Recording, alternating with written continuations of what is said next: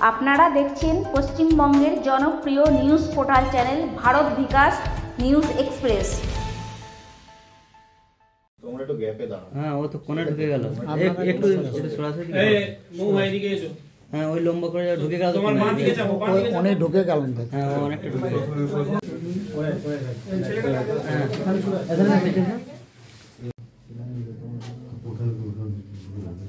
বলি আচ্ছা, আজকে বিকালবেলা ভাতার থানাতে ন্যায় সুপর্ণা চৌধুরী বলে একজন ভদ্রমহিলা কয়েকজনকে নিয়ে এসে অভিযোগ করেন যে ওনাদের যে অভিজিৎ যশ এবং ছবিরানী যশ, ওনাদের মাসি এবং মেসো হয়, তাদের সাথে ওনারা 2-3 দিন ধরে যোগাযোগ করতে পারছে না, তাদের ফোন বন্ধ আসছে।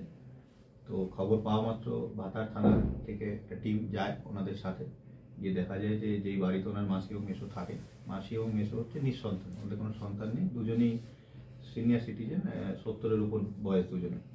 তো দেখা যায় বাড়িটা বাইরে থেকে তালা দেওয়া আছে। তারপর সেই তালা ভেঙে যখন ভেতরে যাওয়া হয় তো দেখা যায় যে ভদ্রলোক অভিজিৎ যশ এবং এই ভদ্রমহিলা ছবিরানী যশ, এনাদের মার্ডার হয়েছে এবং মৃতদেহ পড়ে রয়েছে। তো সেটা খবর ইমিডিয়েটলি ভাতার থানায় আসার পর সাথে সাথে আমাদের ভাতার থানা থেকে ওসি টিম যায় এবং আমরা যখন খবর পাই অ্যাডিশনাল এসপি হেডকোয়ার্টারের নেতৃত্বে একটা টিম ইনক্লুডিং আমাদের যে টেকনিক্যাল টিম তারা পিওতে এসে পৌঁছে। এসে এখানে এনকোয়ারি শুরু হয় এবং যিনি প্রথম থানায় জানিয়েছিলেন ওনার একটা সন্দেহ ছিল, তো যার নামে সন্দেহ ছিল সে হচ্ছে যারা মারা গেছে তার সেজশালী মেয়ে, তার নাম হচ্ছে মহুয়া সামন্ত, ডাকনাম কেয়া। তো ওনাকে একটি সন্দেহ ছিল, তো আমরা সেটার উপর করা হয় এবং আমাদের যে আদার্স ম্যানুয়াল সোর্স আছে এবং আমাদের যে টেকনিক্যাল ইনপুটসগুলো আছে সেগুলোর উপর আমরা কাজ শুরু করা হয় এবং এই কাজটা করে 2 ঘন্টার মধ্যে আমরা কনফার্ম হই যে যার উপর সন্দেহ করা হচ্ছে সেই এই ক্রাইমের মধ্যে ইনভলভ আছে এবং তাকে আমরা অ্যারেস্ট করি। তো ঘটনার রিপোর্ট যখন হয়েছে থানায় তার 3 ঘন্টার মধ্যে আমরা ফার্স্ট অ্যারেস্ট করি। অ্যারেস্ট করার পর তাকে জিজ্ঞাসাবাদ করা হয়, সে কনফেস করে। কনফেস করার সময় সে বলে যে তার সাথে তার 2 ছেলে, নিজের ছেলে, তাদের নাম হচ্ছে অরিত্র সামন্ত এবং অনিকেত সামন্ত, এদেরকে নিয়ে এসে এই ক্রাইমটা করেছে। ক্রাইমটা হয়েছে শনিবার 14 তারিখ। ক্রাইমটা হওয়ার পর তারা ঘর বন্ধ করে চলে যায় এবং যেহেতু ওই ঘরে তারা আর কেউ থাকতো না, তো ডিটেক্ট হয়নি 2-3 দিন ধরে, কেউই কোনো খবর পায়নি। তো 3 দিনের পর তারা যখন আদার্স তাদের যে রিলেটিভ যোগাযোগ করতে পারে তারা যখন থানাতে জানানোর পর, তো থানায় জানানো ঘন্টা 3-এর মধ্যে আমরা একটা সলভ করেছি এবং সলভ করার পর 3 জনকে আমরা অ্যারেস্ট করেছি। কালকে এদেরকে প্রডিউস করা হবে, প্রডিউস করে আমরা রিমান্ডে নিয়ে আমরা বাকিটা তদন্ত। কি উদ্দেশ্যে মোটিভ যেটা আছে এরা রিলেটিভই হয় এবং যেহেতু এই দম্পতি নিঃসন্তান ছিলেন, তো এদের যে প্রপার্টি আছে তার উপর এদের একটা এক্সপেকটেশন ছিল এবং তার জন্য মাঝে মাঝে তারা ডিমান্ড করতো টাকা পয়সা, এটা নিয়ে ঝগড়া ঝামেলা হয়েছে যেটা কমপ্লেনেন্ট বলেছে।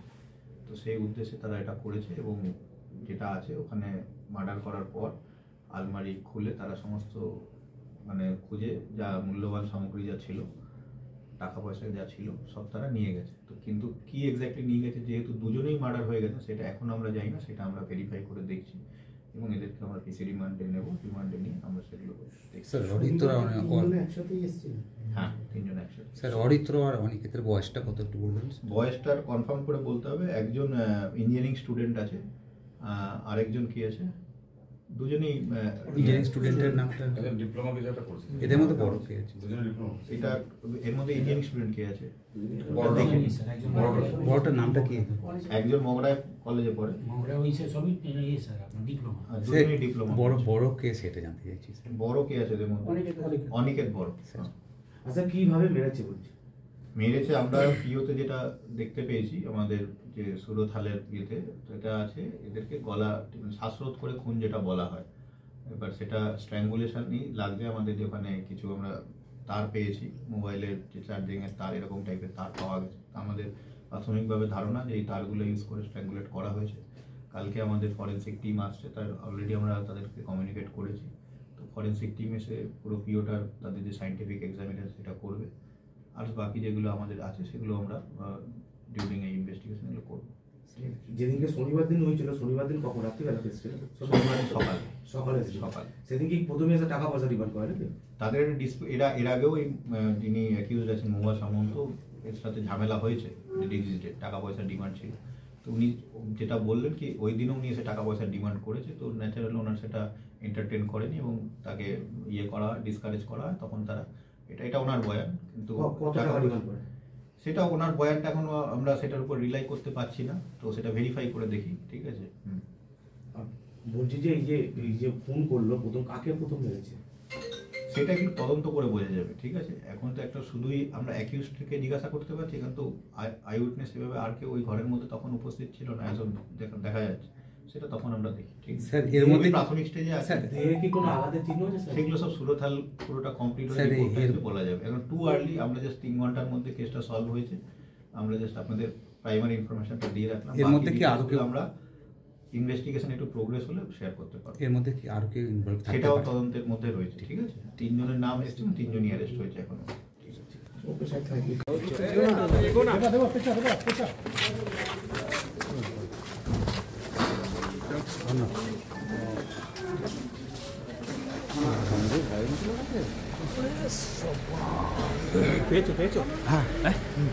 দুটো মাঠ আছে, তো আমরা এলাম যথারীতি, এসে দেখি দুর্গন্ধ বেরোচ্ছে। এবার আমাদের পাড়া একটা শান্তিপূর্ণ পাড়া, ভাতারে রবীন্দ্রপল্লী, খুবই শান্তিপূর্ণ এলাকা। আমাদের এই পাড়ায় এরকম ঘটনা, আমরা 20-25 বছর বাস করছি, এরকম ঘটনা কোনোদিন ঘটা দেখিনি। তাই এই ঘটনা হওয়ার পর আমরা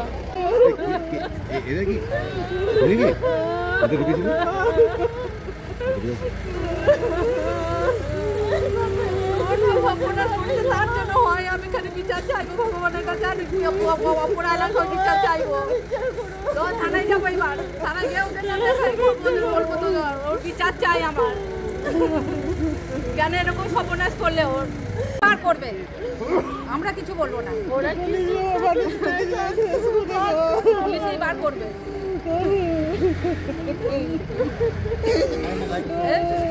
আমি বাবুকে ফোন করেছি, বাবু জানে, এ বাবু তুই জানে মাসির ফোন পাইনি রে, এ বাবু মাসিকে আমি ফোনে পাচ্ছি না রে। এটা কি খুন মনে? হ্যাঁ, খুন তো করেছে, ওর বাড়ির লোকেরা খুন করেছে, এটা সম্পত্তি লোভে।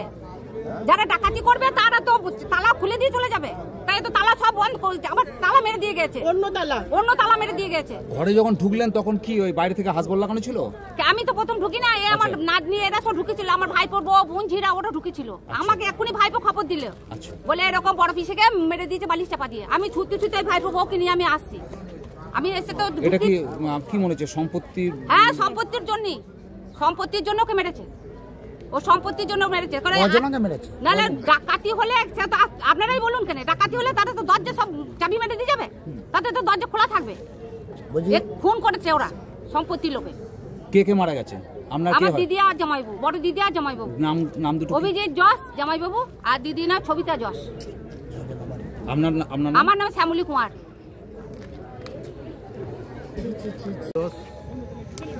উনি এখানকারই এখন স্থায়ী বাসিন্দা। তো আজকে ঘর খুলে দেখা গেছে যে উনি এবং ওনার স্ত্রী দুজনায় মৃত অবস্থায় পড়ে আছেন। পুলিশ এসছে, তদন্ত করছে।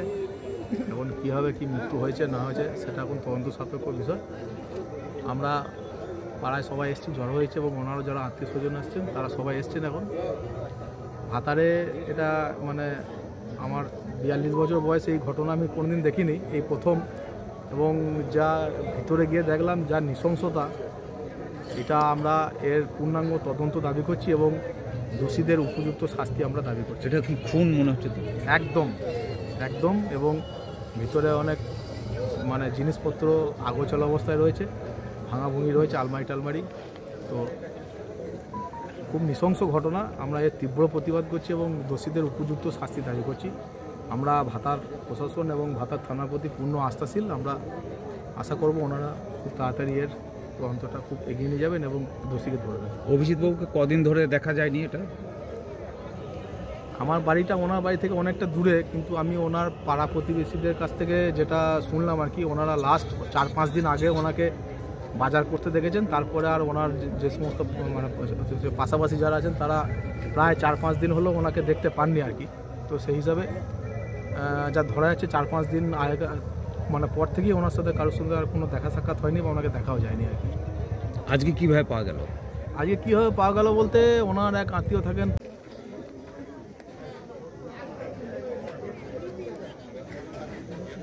অভিযোগ আর ছবি অভিযোগ ছবি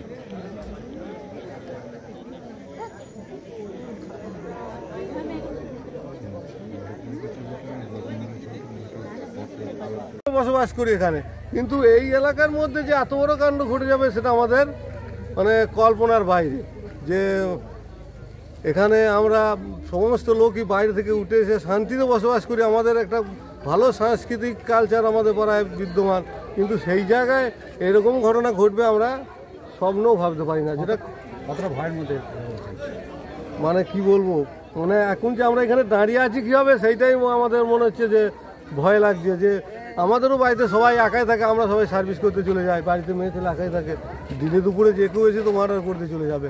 এটা তো মানে আমরা চাইছি প্রশাসন মানে উপযুক্ত তদন্ত করে কঠিন থেকে কঠিনতম শাস্তি, যাতে অপরাধীরা ধরা পড়ে ফাঁসি হয় সেরকম শাস্তি চাইছি আমরা। আমার নাম মিলন রুদ্র। সম্পত্তির বিবাদের জেরে বৃদ্ধ দম্পতিকে শ্বাসরোধ করে নৃশংসভাবে খুন করল আত্মীয়রা। এক মর্মান্তিক ঘটনা ঘটল ভাতার থানার অন্তর্গত রবীন্দ্রপল্লী এলাকায়। পুলিশের বয়ান অনুযায়ী মৃত দম্পতির পরিচয় অভিজিৎ যশ এবং ছবিরানী যশ। সুপর্ণা চৌধুরী নামে এক মহিলা ভাতার থানায় আসেন এবং পুলিশকে জানান তার মাসি ও মেসোর ফোন 2-3 দিন ধরে সুইচ অফ রয়েছে আর তাদের সাথে কোনো রকম যোগাযোগ করা যাচ্ছে না, এবং দুইজনই নিঃসন্তান 70 ঊর্ধ্ব বয়স্ক মানুষ। এরপরই ভাতার থানার একটি টিম ওই মহিলাকে সাথে নিয়ে ঘটনাস্থলে পৌঁছায় এবং বাড়ির তালা ভেঙে ওই বৃদ্ধ দম্পতির রক্তাক্ত পশমধরা মৃতদেহ উদ্ধার করে পুলিশ। তদন্ত করতে গিয়ে পুলিশ এক বৃদ্ধ আত্মীয়র সেজশালীর মেয়ে নাম মহুয়া সামন্ত ও তার 2 ছেলে অরিত্র সামন্ত ও অনিকেত সামন্তকে পুলিশ গ্রেপ্তার করে। মৃতদেহ ময়নাতদন্তের পর তাদের আত্মীয়দের হাতে মৃতদেহগুলি তুলে দেওয়া হবে বলে জানা যাচ্ছে পুলিশ সূত্রে। এই ঘটনার পর এলাকায় শোকের ছায়া নেমে আসে এবং এলাকার বৃদ্ধ দম্পতিরাও আতঙ্কগ্রস্ত হয়ে পড়েন। ভাতার থেকে সাংবাদিক মনোজ কুমার মালিকের রিপোর্ট।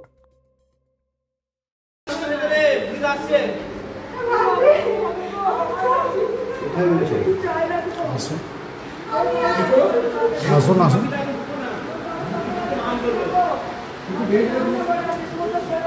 পুলিশ আসুক, ওই ঘরে আসুক, পুলিশ আসুক, পুলিশ আসুক। দীর্ঘদিন এখানে আছি, আমাদের পাড়া খুব শান্ত, খুবই ভালো। হঠাৎ করে এরকম একটা বিপর্যয়, এটা আকস্মিকভাবে আমরা মানে একবারই প্রত্যাশার মধ্যে আমাদের ছিল না।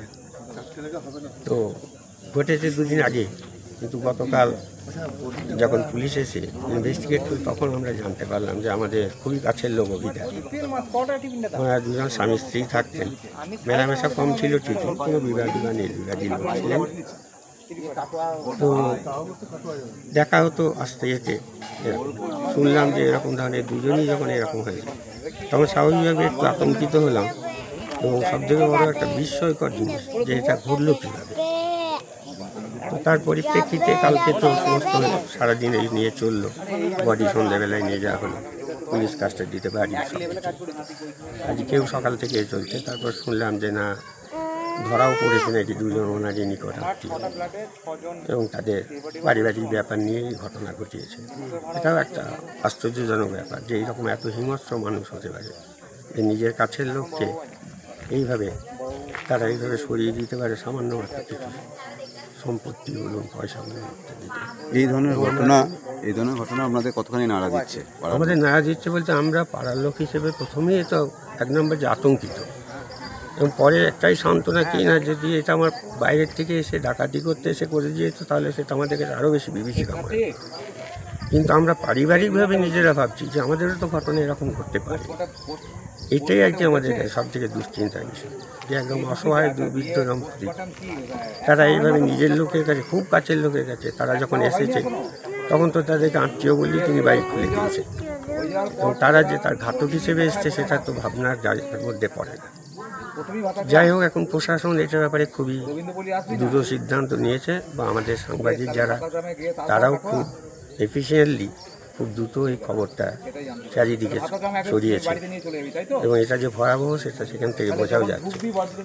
আজকে এখন এই ফরেন্সিক দল এসছে, তারাও তাদের এভিডেন্স দেওয়ার জন্য, কেন পরবর্তীকালে এই সমস্তগুলো প্রশাসন এই দিক থেকে লাগবে। আমরা এইভাবেই রয়েছি, এখন আমাদের মধ্যে একটা ভয় ভীতি রয়েছে, পরিবেশটা একটু আতঙ্কিত। কি নাম আপনার? আমার নাম সঞ্জীব ভট্টাচার্য, আমি একদম প্রাক্তন শিক্ষক। হ্যাঁ, আমি এখানকার স্থায়ী বাসিন্দা।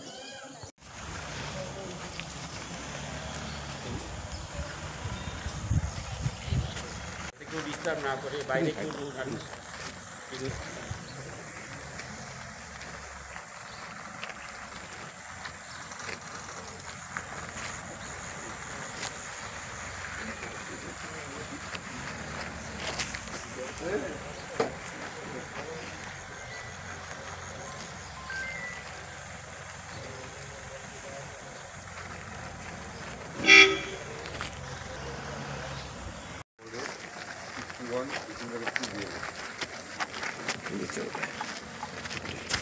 দাঁড়িয়েছে বলে